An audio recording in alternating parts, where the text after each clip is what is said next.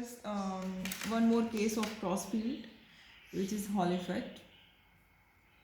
And we know a beam of electrons in a vacuum can be deflected by a magnetic field because they experience a magnetic force. So similarly, the electrons in the conductor also get affected by the magnetic field.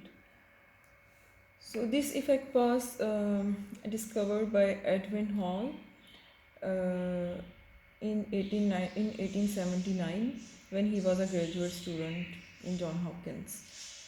So the Hall effect allow us to find out whether the charge carriers in a conductor are positive or negative. And we can also measure the number of such carriers per unit volume of the conductor. So here a copper strip is shown. This is a copper strip of some width d carrying a current I whose conventional direction is from top to the bottom, and we consider the charge carriers are negative electrons. So when the charge carriers are electrons, their drift velocity in the will be in the opposite direction to the current, which means from bottom to top. And in that instant, we also apply a magnetic field, and this is an external magnetic field, this one, and it is pointing into the plane of the paper, and this is an external magnetic field which we just turned on. And then what will happen? A magnetic force the magnetic field affect the charge, negative charge, and negative charge experience a magnetic force, and that magnetic force deflect the electron and push it towards the right edge of the strip here. Then after some time, electrons move towards the right side and pile up on the right edge of the strip here. Negative, negative, negative. Then when they pile up on the right side of the strip, they leave uncompensated positive charges in fixed position at the left edge, this side.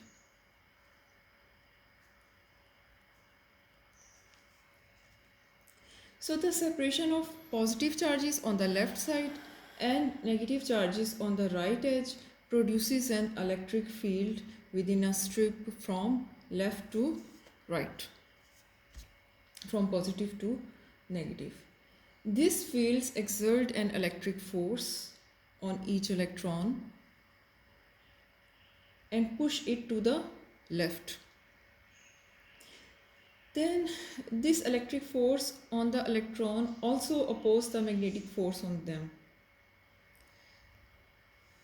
And after some time, again an equilibrium, quickly I would say, an equilibrium condition develops in which the electric force and on each electron has increased enough to match the magnetic force. And when this effect, the force due to magnetic field and the force due to electric field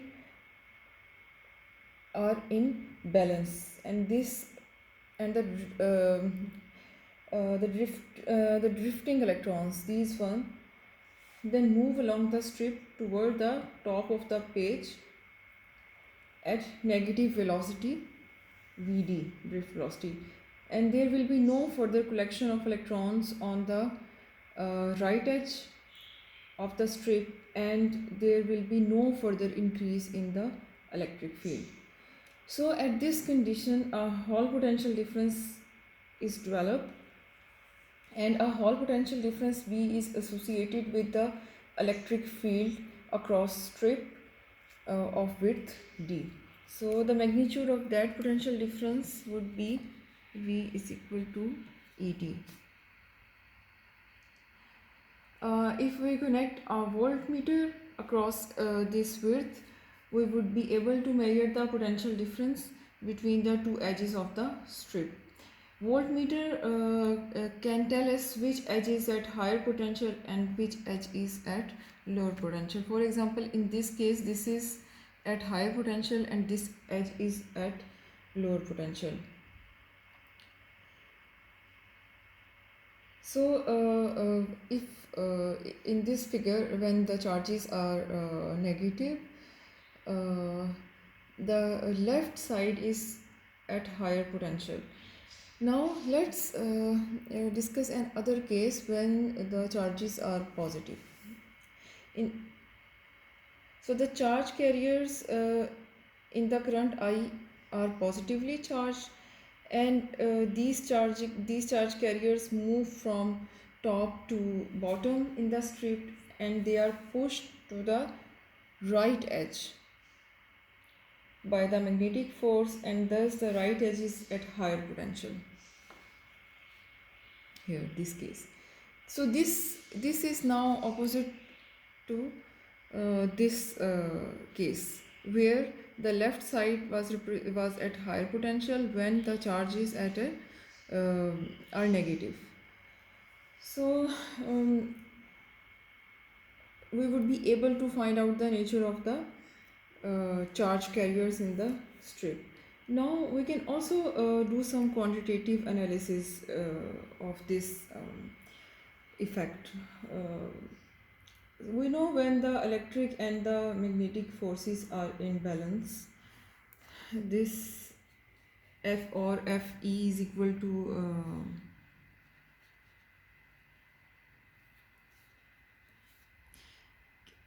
Fb. We can write this equation, and we know from our previous knowledge that drift velocity is equal to J over Ne, the one we studied in the chapter of current and resistances.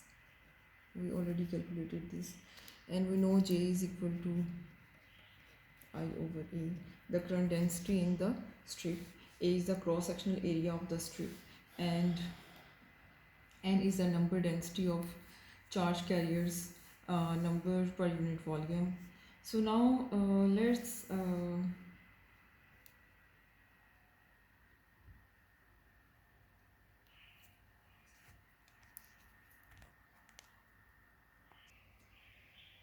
so now let's find out the number of and density of charge carriers, and for this we will put these two values in this equation. E is equal to V over D, and Vd is equal to I over Ne. So this equation becomes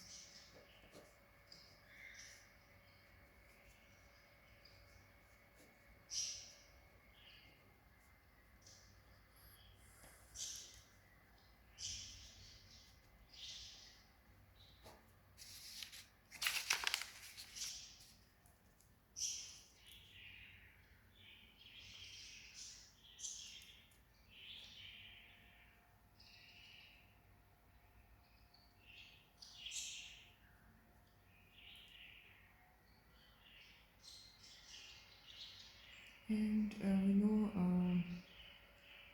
L is equal to A over D, so D over A becomes 1 over L. So this equation would be I B over E G V E L,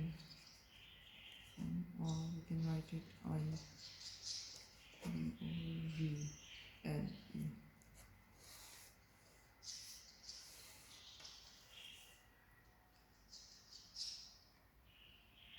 So here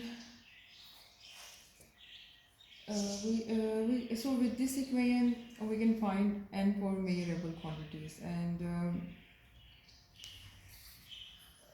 we can, so Hall effect is a potential difference perpendicular to the direction of a current in a conductor when the conductor is placed in a magnetic field, and Hall potential is determined by the requirement that the associated electric field must balance the magnetic force on a moving charge, and Hall effect measurements can be used to determine the sign of charge carriers and their concentration n.